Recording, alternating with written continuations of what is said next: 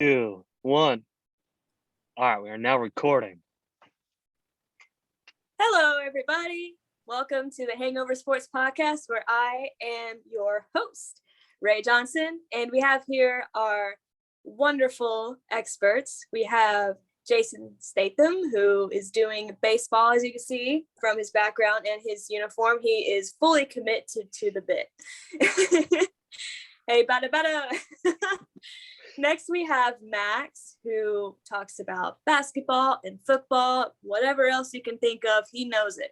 A little bit of everything. Then we have JP, Classic. who will be talking about the NBA, also basketball, like AKA, and he's our resident runner, track star, and also has the glorious scooter, Jeff Register Jr. The Forrest Gump 2.0. So, Jason, there's a reason you're wearing that Red Sox uniform, am I right? I would love to hear more about that. Yeah, so I am an employee, and then we also have a more dedicated podcast, the Foul Ball podcast, that goes a little bit in depth about the Red Sox, which is good. And Advertisement. Yeah, free plug, Jason. shameless. By the way, and so the good news is that we're almost at the halfway point of the MLB season, and it's crazy to think that it literally just started in April, and it's crazy to already think that we're halfway through. And the Red Sox were off to a very slow start. I'm sure we can all attest to that, and I'm sure JP, you were very happy that they were. You being a Yankees fan, and so. Being able to consider the fact that we went from essentially being in last place to now, well, at the moment, second place. We're playing Toronto right now. We got a game that started about 40 minutes ago. And they'll be the determination on whether we stay in second place or not.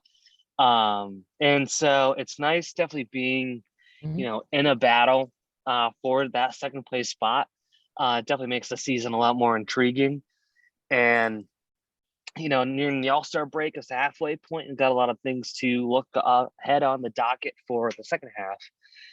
And so that's kind of general overview for now. And I won't take the show quite yet. If any of y'all want to talk for a little bit. What do you mean? You're Facebook dad. Of course you take the show. The supreme poppiness. But in all seriousness, that sounds like a blast. And I'm really happy for you. You've had such a wonderful opportunity. And I'm even that much more grateful you're here with us tonight as we record this, because I'm sure you'd really love to watch that game. Oh, this saves you a little stress for sure. It's a lot more fun being here than I can always look on Google. Google's better. Oh, shucks. He likes being here, folks. Yay.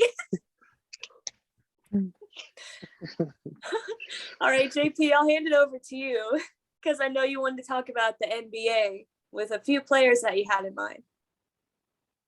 Actually, we had since we didn't cover the show since the NBA Finals, we had two of our guys here, the Warriors and the Celtics.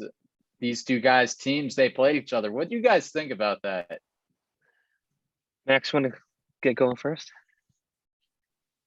And I'll give my opinion in after. What can I say? Another championship for the best state on earth. New York, Carolina. That's 4 championships in 8 years. 4 championships in 8 years. My 4th parade in 8 years.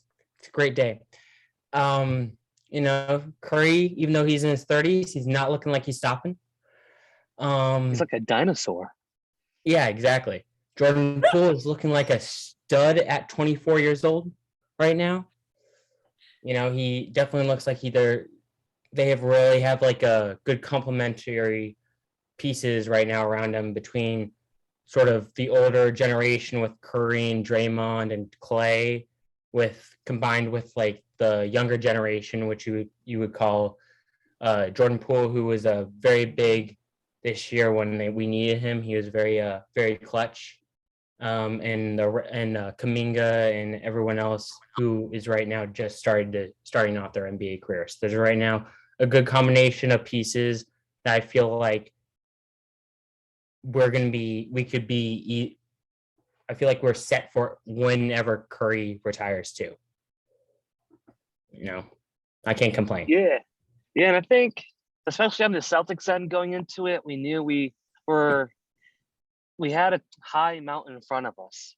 Playing against Golden State, we knew we had to, go in full speed ahead. And when it was one of those things where it was either going to be really, really close, like the entirety of it, or we were going to get just blown out of the water right away. And I feel like there was not really going to be much of an in between.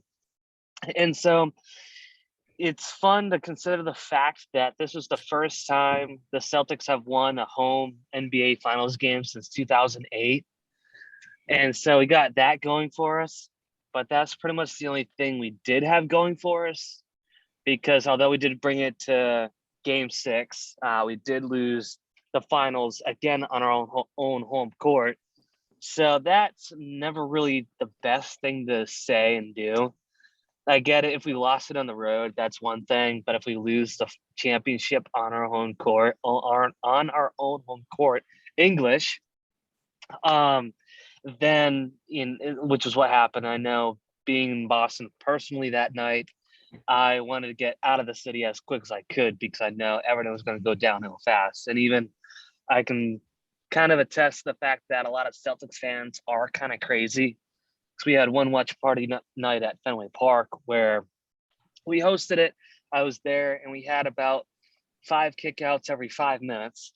So just trying to deal with that was interesting. But, I think this is a big step in the forward direction for the Celtics. Again, like I said, not being able to win an NBA Finals game, let alone a championship, but a Finals game since 2008. It's good progress. It's good progress, and of course, with anything else, a little upset that we lost, and especially since we lost to Max. But at the end of the day, if somebody had to win, I'm glad Maxi Poo got a little confidence. So. Oh, look at that! Yeah. Oh, Great sportsmanship yeah, right and there. for sure. I mean, the Celtics, they really blew me away this season. They started off, I think, Jason, you can correct me if I'm wrong, they started off at like the 7th seed, and then they moved all the way up to the 2nd, and they played in the Eastern Conference. Just continues to get better, which is kind of a scary thing considering where they were 10 years ago. Even though we have the potential of, Kyrie just re-signed, but there are talks about Kyrie and Kevin Durant going away. Kevin Durant still might go away. Rumors about him going to Portland, but the Nets not the Nets. The Celtics really prevailed this season, so I was really excited to see them in the playoffs. And I know this is wrong as a New York fan, but I was kind of rooting for them in the finals. Sorry, Max, only because here's the reason why. Because I don't know, Jason, this is probably PTSD for you, and I don't know if you were following the Celtics back then, but they traded away Paul Pierce, Kevin Garnett, and Jason Terry to the Nets. And at the time, it was a strange trade because they got all those veterans, but they were a lot older. But they still had a couple good seasons. But the Nets right now, if you think about it, they would have had that core of the Celtics team that they would have now, because they would have Marcus Smart, they would have Jason Tatum, and they would have Jaylen Brown, or they would have the ability to get those 3 players. So I was really rooting for the Celtics because as a Knicks fan, I wanted to see it kind of blow up in the Nets' face that they could have had that. But at the same time, I mean, I just have to hand it off to Curry and Thompson. I also really liked them. I really thought it was a really well-developed team. As Max said, they have Kevin Looney, who is their future. And what I'm really going to look forward to this offseason, and I'll talk about some like free agent signings later, what I'm really looking forward to is whether or not the Warriors are going to stay with Looney, or if they're going to give Andrew Wiggins a trade for him in order to make him involved in the team. Max, do you think that, I feel like Andrew Wiggins should stay around and just keep like Looney, keep the same rotation, only because he was really big in the playoffs for them, especially towards the end there. Do you think they should get rid of Wiggins? In an ideal world, I would like Wiggins and Looney back, But if I had to choose between the two of them, I would obviously go Wiggins. But like I feel that Looney does give us some rebounding, which as a small ball team we desperately need at some points. Yeah, he's not going to score 6 points. He's not going to score 20 points a game, but like he still has a lot of rebound capability, which we will need on our offense and defense. So I guess to answer your question, I would rather have him. But with Looney, I still think Looney is vital because he does give us some rebounding and some defense that we desperately need. But I prefer Wiggins. Yeah, I think there was talk, like early talks about Wiggins being being traded, but I think those rumors were kind of put to rest after the finals. But I think, yeah, I agree with you. That core team should stay there. As for the Celtics, I really did like their performance all the way up to the finals. I liked watching Al Horford. I feel like he really came in with the motivation to try and make it to his finals. He's one of the big veterans in the NBA who really hasn't reached the finals yet. Carmelo Anthony's up there with him, but he's one of those old school guys, especially as a center. You love to watch him play. You love to watch him pass the ball. He's just super talented for someone at his size, and so it was really cool to see him in the finals after all that stuff that happened with him in Atlanta. He's had a couple of all-star appearances, so it was really nice to see them. But ultimately, Jason, I think you might agree with me. What happened was Jason Tatum kind of lost it a little bit, especially in those last couple of games. No, I was just gonna say that too. There's definitely a lot of hype around Jason Tatum, and like recently so too, right? There's definitely a lot of things going on where he definitely carried the team to limits, just as he should, because Jason Tatum was like, oh my goodness, what a stud. And it just so happens that we have very close names in terms of how you say it. And so I'm like, cool, Jason Tatum, and then me as Jason Statham. I'm like, this is meant to be. Like, I'm a basketball player on another life. Like, and that's definitely spot on, JP, in the sense that all the way throughout the playoffs, he was doing fairly well. And then I think the championship nerves definitely got to him, in a sense that it basically, as soon as the finals hit, he just disappeared. He kind of got shaky in the knees, forgot what basketball was, started playing something like cricket, and and then stuff just happened. Where once that happened, we had guys like Al Horford and Marcus Smart, a couple of the players on the team. But if you don't have, that's what makes sports like basketball so much fun to watch, right? It's the sense that it's really a team effort. If one person doesn't show up, it's significant. And then, if one person is there and then everybody else doesn't show up, then that's pretty significant too, right? So it takes everybody to tango. And he definitely wasn't there to dance. That's for sure. Yeah, and there was a lot of pressure on him being that young and being in the finals. Curry was there at one point. I'm sure he was feeling the same way there, even though he won his first finals. I'm sure, like now, compared to where he was at the beginning, I'm sure he felt the same way that Tatum did. But so there's definitely a lot of pressure. I do agree with you with that. But ultimately, guys, it's a great finals. Both of your teams played well. They're much better than the Knicks, who I'm just going to get into in a second because I'm so god dang annoyed over the draft. Ultimately, they both played well, so congratulations to the two of you on that. So in summary, Max thinks that 24. I'm sorry.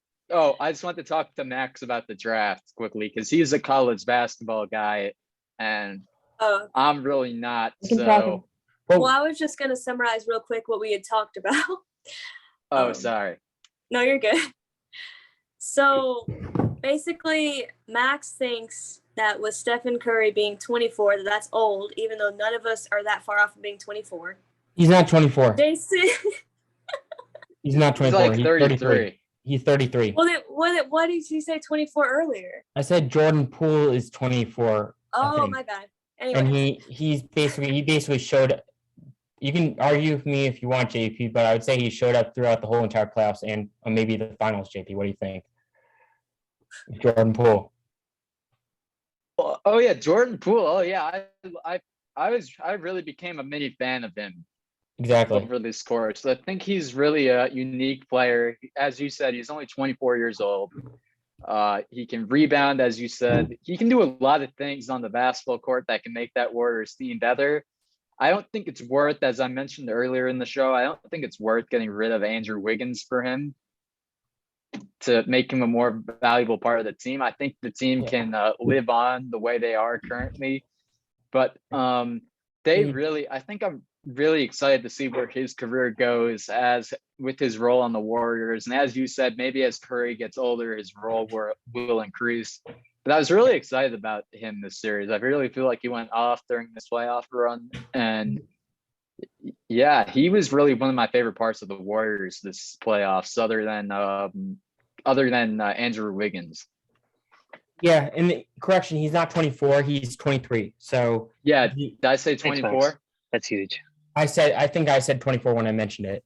So I just looked it up. He's 23, so even better in the sense of he's literally 1 year older than me, and he's still doing what he's doing in the playoffs right now. You know. And Zoom notified me we have about 7 minutes left on the call, and it's going to clock us out. So real quick, I also wanted to say that basically if the Celtics are losing, you don't want to be in the area, as Jason can attest to.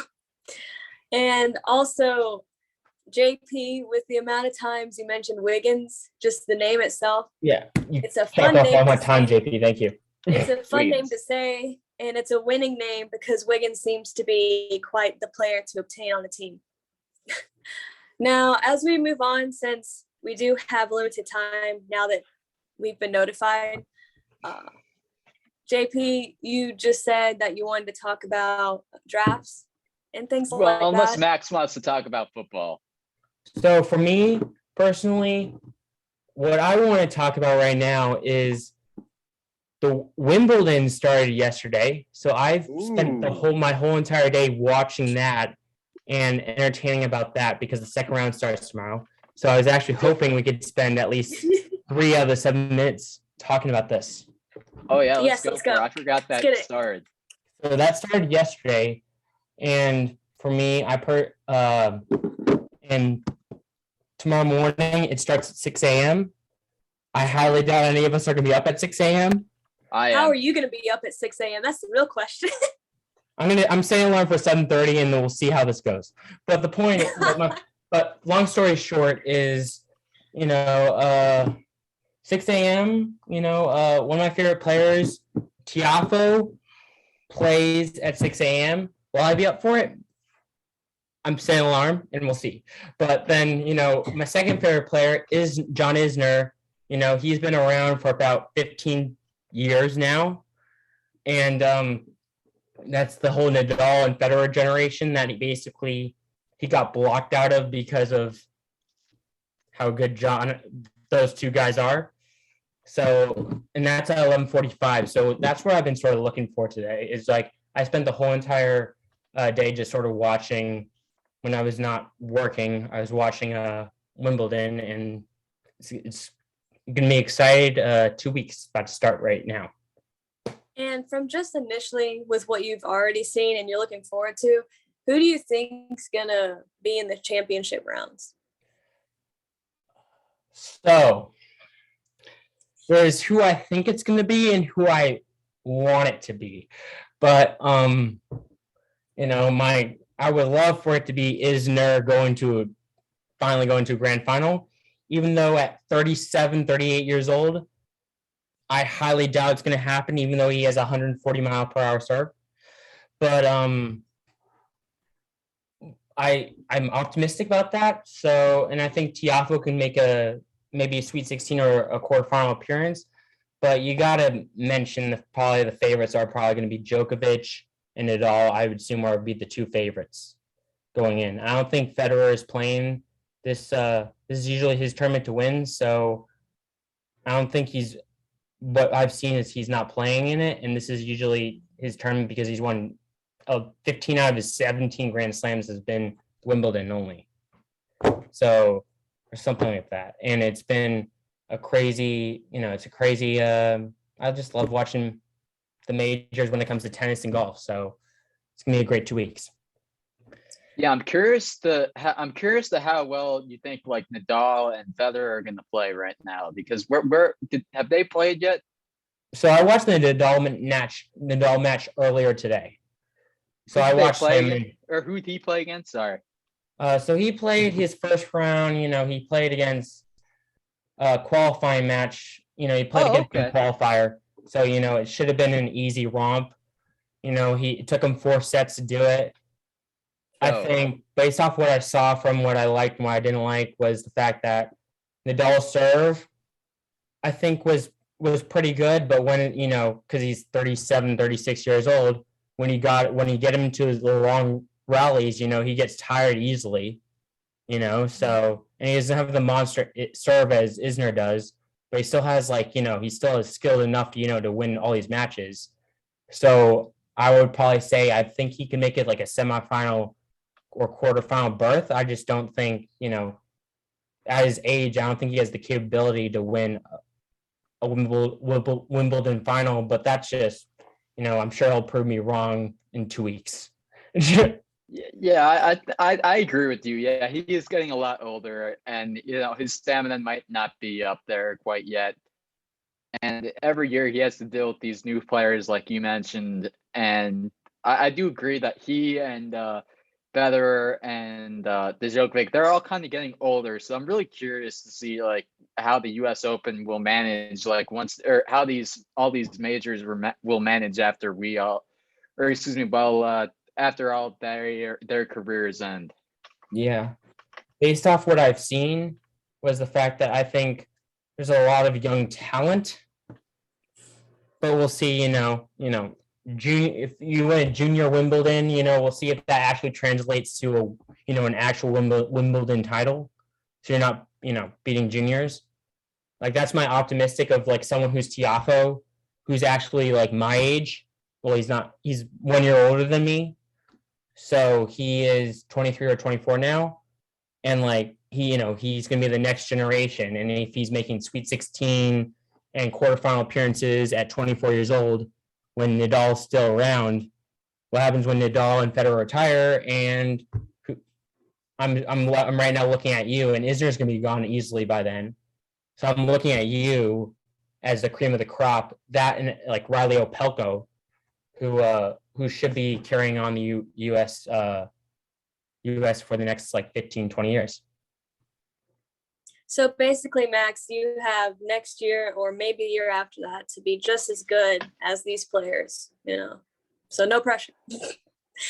Yeah, at 22 years old and they're 23 and 24 with top 40 rankings in the world, I highly doubt I will be playing at that caliber level in my life. My video game tennis score can tell you something different, but that's not the real world. True. If only Wii Sports counted. I've been playing that today. Well, is there any closing thoughts before we close the podcast? Mine's just that we got a minute left. So. Hey. So, okay, we got a countdown here. Yeah. 59, 58. But let's go baseball. Baseball. Yeah, Got go a lot more to baseball. Yeah, talk about. especially since that's Go the sport that's basketball. in season right now. Go tennis. Yeah.